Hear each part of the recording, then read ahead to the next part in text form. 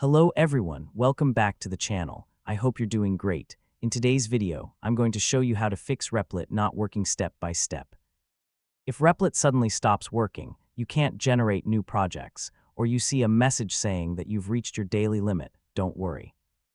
In this video, I'll show you what this message means and what you can do next. So let's get started. First, open Replit and check the message displayed on your screen. In this example, Replit is showing a notification that today's free credits have been used. When this happens, some AI features and project generation tools may stop working until your credits refresh. If you want to continue building projects immediately, you can choose the Upgrade to Continue Building option and switch to a paid plan that provides additional credits and more features. If you don't want to upgrade, simply wait until your free credits refresh.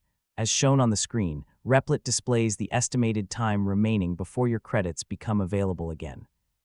Once the refresh is complete, you can continue creating and editing projects normally. If Replit is still not working after your credits refresh, try refreshing the page, checking your internet connection, or signing out and signing back into your account. These simple steps can also solve temporary issues, and that's it. That's how you can fix Replit not working when you've reached your daily usage limit. I hope this tutorial was helpful.